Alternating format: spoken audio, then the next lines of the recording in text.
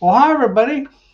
Welcome to a new edition of, instead of being a Bob and Chad, this is actually going to be all about the Harris Clash, sponsored by Weir's Machine, coming up on June 24th at Boone Speedway. We have Coty Mallicoat, who is the Boone racetrack promoter, and then we've got Garrett Kunzman, who's one of the official IMCA TV superstars. I like that. So, so anyway, what we're going to do today is we're going to talk about the Harris Clash, and if, of course, there's any questions that anybody has, we'll do our best to answer them. But I just got a few things to go off of. Of course, we once again the location. People want to know why did we move away from Deer Creek? Well, there's a couple reasons, and nothing against Deer Creek. Deer Creek Speedway is still always going to be one of my favorite racetracks. Those guys up there do an awesome job. They've treated us super well since 2018. The problem that we ran into was the fact that they're a little more in a different sanctioning body, so the fans didn't necessarily want to continue to support the IMCA racer like they could. And then a lot of the IMCA fans, it could be a 2 to 3 hour drive on a Tuesday night. And so the fan count kind of went down. So we had to take a hard look at what was going to be best for the Clash, best for the racer, and best for the fan. So we looked at different venues, and Boone Speedway, because it's centrally located, it's right on Highway 30, 15 minutes off of I-35, easy to get to. We know they have the ability to run a first class show because they do it every September and every Saturday night. So it just kind of made sense due to the location in the heart of the IMCA fan and the IMCA racer. I talked to Jimmy Gustin the other day at Marshalltown, and he's all excited that he's actually going to get to make a Harris Clash now, and he's actually going to run both classes. I'm thinking, wow, that's a lot of excitement for Jimmy. So that was pretty good. That is cool. So, and it's High Bank quarter mile offers excellent racing. They produce a very good show. It's a 1 day event. As far as I'm concerned, it'll always be a 1 day event. It's a deal where you can come in, you can leave, and for the average IMCA racer or fan, you're within an hour of the racetrack. So, if you get out of there at a decent time, you're still home at a decent time rather than being 2 o'clock, 3 o'clock in the morning. It's a 1 day show, fantastic payout. It's going to be $4,000 for the IMCA modified division.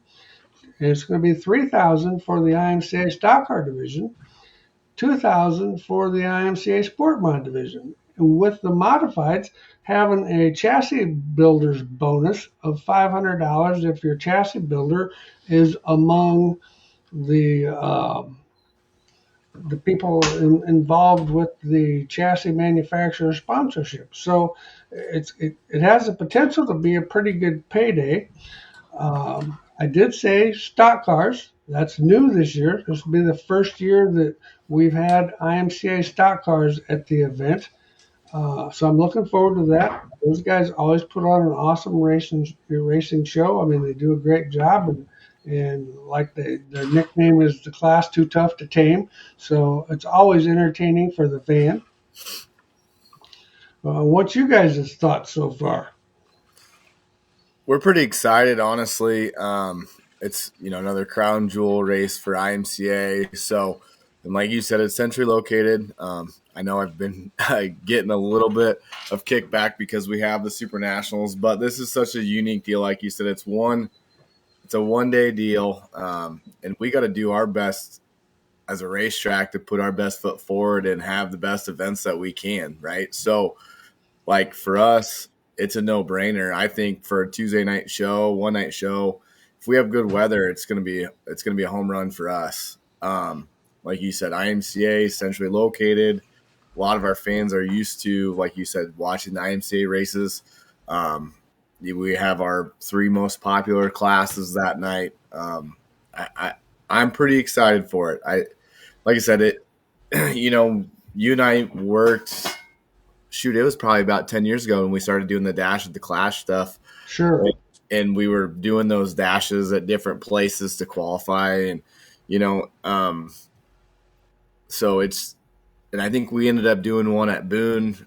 I think John Logue won it, but I think that was 20 whatever year that was. I mean, it was probably I don't even remember. Yeah, anywhere 8-10 years ago that we started doing that, and so it's kind of cool for me personally to have it to come back to Boone, because we've worked so well together. I was kind of your Garrett way back in the day when I was in college, so it's nice to be able to work together again. Right. I think it's cool. I see a lot of racetracks throughout the country, and there's only a select few that can run a consistent show and get that many cars through in a certain amount of time. And Boone Speedway is obviously one of those places that can do that. Deer Creek was amazing in that aspect. They could run that many cars through, have a consistent track to run on every single lap, and Boone Speedway is not going to drop the ball on that at all. Yeah, no, I'm pretty confident in that. For the rest of the payout, we mentioned what it's going to take what it's going to be to win.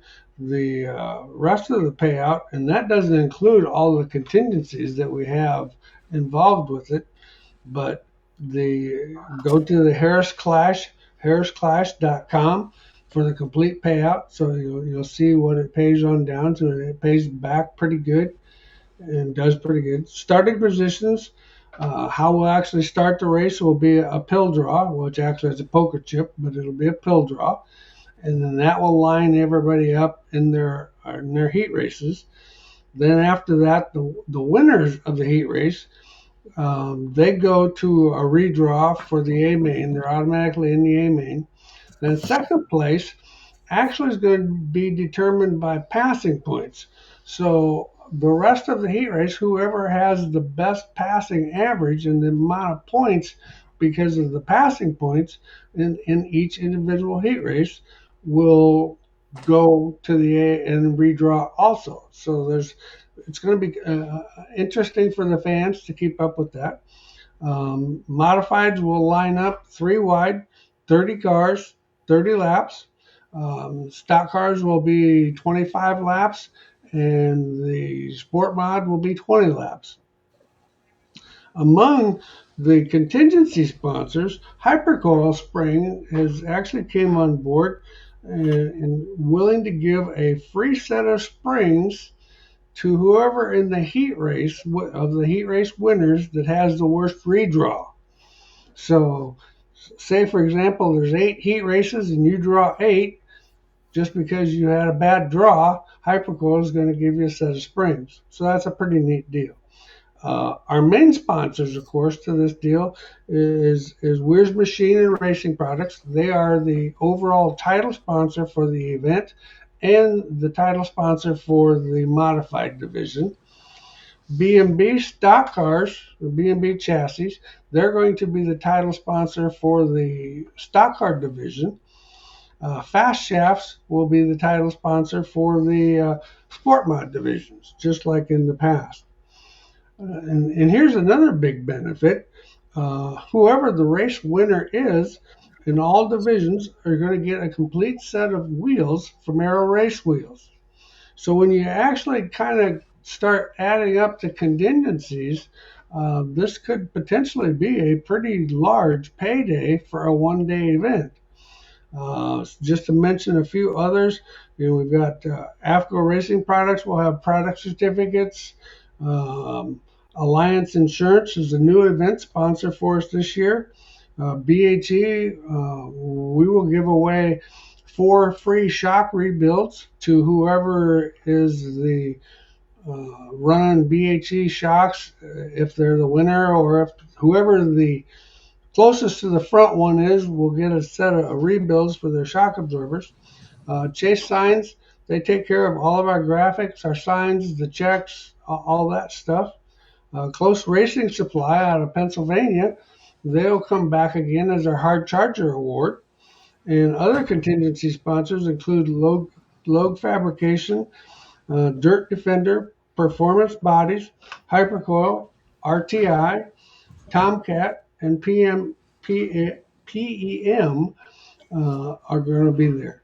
And also, we're going to have vendors. I know Chad Weirs for Weirs Machine and Racing Products will be on hand with his big truck and trailer there to service all the customers. And so it's going to be a big one-day event.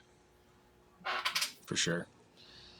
Yeah, that, like I said, the support from the manufacturers is kind of what makes a lot of this happen, right? So, like, we try to do something several times a year, beyond our weekly stuff, and it wouldn't be possible without some of these manufacturers. Like our watermelon deal I've put together for the last 11 years, and it wouldn't, there would be no watermelon race without the manufacturers. So like you said, you get wheels, springs, all this shock yourself, shocks, like that's what it takes to kind of put one of these deals together. Well, and and it's just it makes it work for everybody. I mean, because number one, the racetrack's going to get more race cars. The race car people have a better chance of doing pretty good, and so from there, Troy says best decision to move it to Boone. Well, awesome, Troy. I'm glad you're all about that. Bobby, what's up? G Money Garrett. Kunzman? What's up, Bobby? G Money. Yes. I met Randy, Bobby in ever Daytona. thought of having the clash in Oskaloosa, Iowa? Well, I had not thought about having it in Oskaloosa.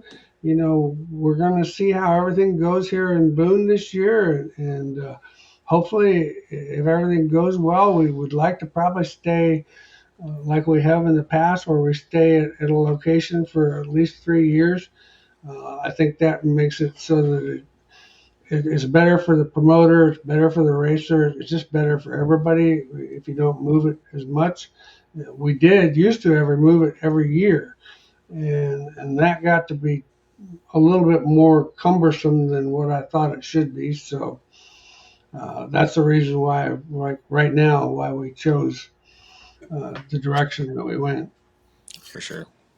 I think you're going to have, like you said, try to create some stability because, from what I've seen in my experiences, is like, especially racers, fans, they don't like uncertainty, right? That's the biggest thing that weather apps on phones and uncertainty have been the biggest killer for events that I've seen in the last 10, 11 years that I've been doing some of this stuff. So I think we're going to do our best, right? Keep it locked down and move forward with the event. I think it's going to be good. I have no doubts it's going to be good.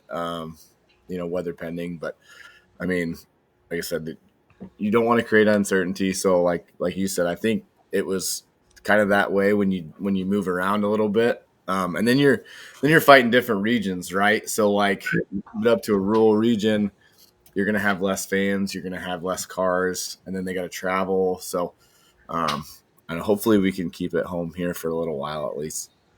Right. Yeah, no doubt. So, like I said, I'm looking forward to it, and it's going to be an all-star event. There's no doubt in my mind. It's a fan misses out on this, they're missing out on a big race. Of course, they will be. This will be on IMCA TV. Yep. So if you can't absolutely make it, we get a lot of people. I do this same show type thing with Chad Weirs. It's Speed Tips by Bob and Chad every other Monday night. and we get all people from all over the country that are watching that thing. So that's the advantage for those guys, to see what racing's like out here in Iowa, and see what these shows are actually all about. And so I think it's just a great deal. Right. And for IMCA TV, it's one of the it's one of the shows where we bring multiple camera angles. There'll probably be the aerial drone, all the really high quality production value for that show for sure. And another thing, and I don't in any way, shape, or form want to try to piggyback off the Super Nationals. It's an outstanding event, runs 8 days. But, if I was a racer and I had the opportunity to go run a race on the racetrack where the biggest show of the year is, Right. man, I'd take that opportunity because Right. testing at a racetrack is priceless. I mean, Yeah. the things that you can learn, and go ahead, Garrett. And the Harris Clash will bring the caliber of driver that is probably going to be the person that you're racing against at the Super Nationals for that pole position or for the win at come the checkered flag. Well, and we just did an interview that we will air on the Harris Clash page with Tom Berry. Tom has won the Harris Clash twice, both at Deer Creek, along with Cam Reimers. He's won the Harris Clash in the Sport Mod division twice, both at Deer Creek. And so it's exciting to see. We've never had a three-peat winner. And of course, like Tom said, it would be pretty awesome if he could actually be good enough and have a good night that night where he could win it and be the first in 34 years, be the first one to win it 3 times. So there's always history to be broke, no matter where you go and what you do. Right. Right. One thing I've been getting a lot of questions on, just through like my personal page and stuff, is, and this is a good time to ask you guys, how do guys apply for media credentials? Do they need to go through the Boone Speedway to do that, or would that be through Harris Clash to get approved through that? That would have to be Boone Speedway, in my Boone Speedway. opinion. Yeah, Okay. I would just, send me, you can send me an email or a message through the Facebook page. Boone Speedway.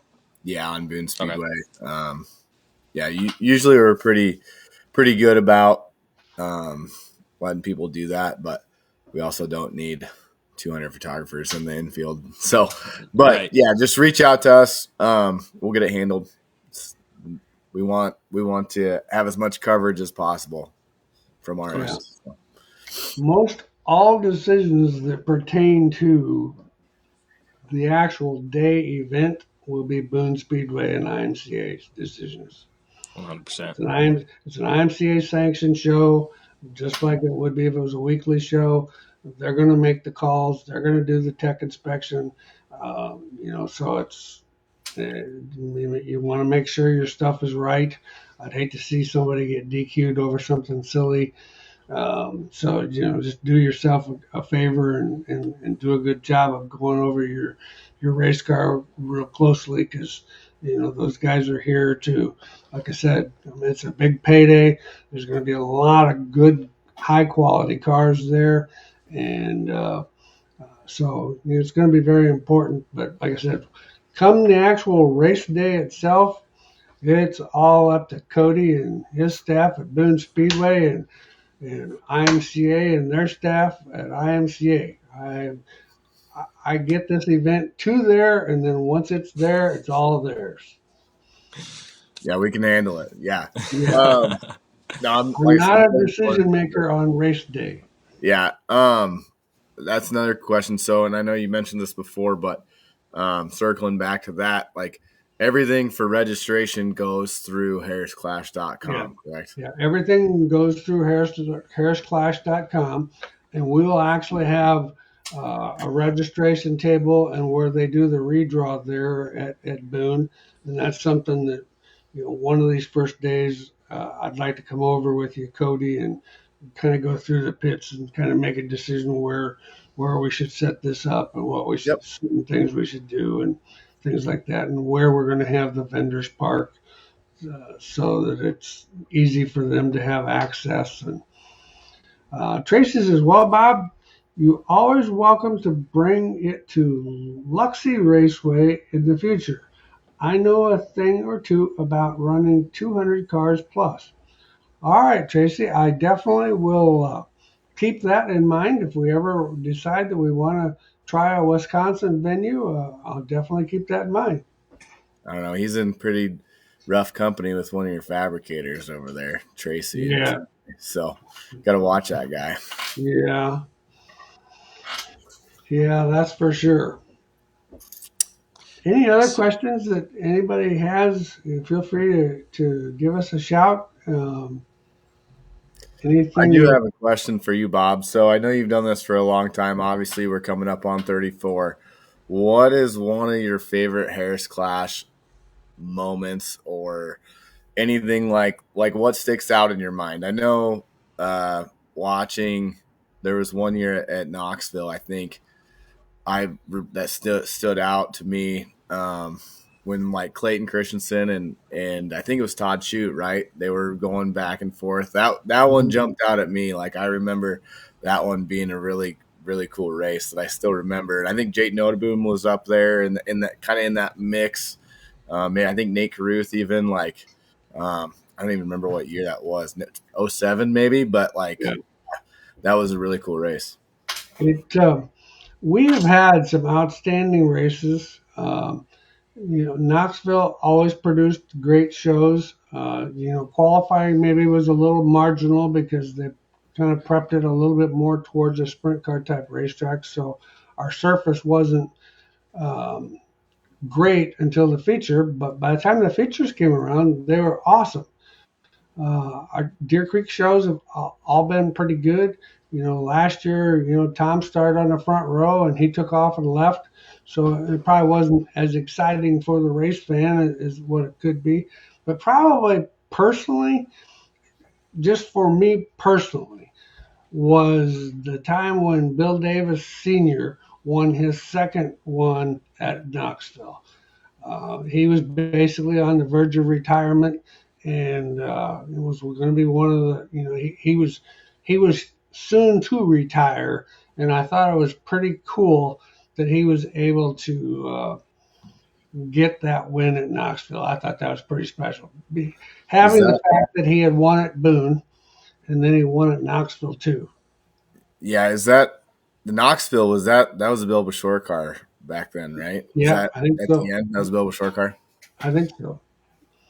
So that was pretty cool. It was a cool deal for Bill because, like I said, his career was winding down, and being able to pull off something like that, he was stellar. I mean, he drove hard and he put on a great show for the fans.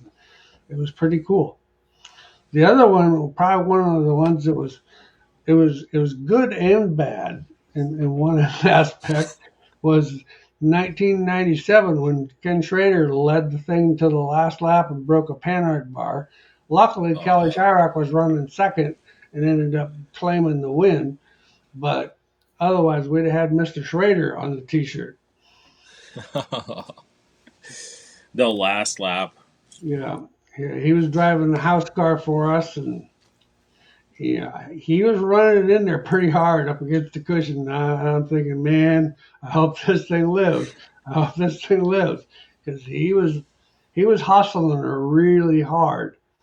But It seems like when you think about it, some of these like you call them crown jewel races, right? But like some of the wildest stuff happens, like at the Clash, Super National, stuff like that. Like you kind of hold your breath until that the dude leading crosses the finish line because, like you said, we've all seen some wild stuff, happen at some of these big races, and I don't think the Clash is any exception. I think you're in the same boat there.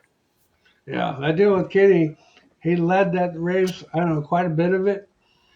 Got the white flag, went down to turn one, hit the cushion, and snapped the.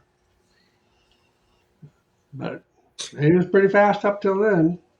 Yeah. Mike said, thanks for involving the stock cars this year. We're excited. I'm really excited about that. We've had a lot of stock car guys that have wanted us to add stock cars to it, and we just didn't have the everything we could put together to do that. And now by going to Boone, we do. And so that's going to be, like I said, those guys put on some awesome racing. I mean, I was at I was at Marshalltown 2 weeks ago when the 17 and the 3 and the 99 were side by side for the finish. I mean, 3 wide for the finish, and you didn't know who actually got the win until they actually came across and said who actually won the race, and it was the 17 car ended up winning it. But and like I talked to Kelly afterwards, and he said, "Man," he said, "that was fun." He said, "That was fun racing when you can do that." Yeah, I think even Saturday we had Jonathan, I think, started 5th row or 6th row maybe, and was just kind of putting around the bottom and clipping guys off, and one or two guys a lap, and then you'd have Dave and Devin and Doug are all just ripping the top like wide open, and then there was a restart with, I don't know, remember what it was, 3 to go, maybe 3 or 4 to go. Probably. And then Jonathan's rolling the bottom. He misses the bottom and kind of gets a little bit free coming out of 4, and he just ripped around the top. So then Dave actually led the white flag lap, and then Dave went in and missed the cushion by like probably 6 inches, close enough. And then Jonathan scooted by. And I mean, the stock cars, when the stock cars are on, there's no better class to watch. It's In that deal, I was pretty convinced there for a while it was going to be a Smith, Smith, Smith, Yeah. 1, 2, and 3. 3 Smiths and a Bobcat up front. Yeah. Yeah. So that was pretty. That was a great race to watch. That was cool. Connor, pros and cons of extending upper and lower ball joint on the right front or the left front. Wrong podcast. Connor, that's kind of a lengthy conversation. Um, extending the ball joint, you're going to change the roll center, so you kind of really need to know for sure what you're doing when you're doing that. You're going to move the roll center right to left. You're going to change the height of the roll center. So it's pretty important to understand what you have going on there. Greg says Sean C.M. Ward.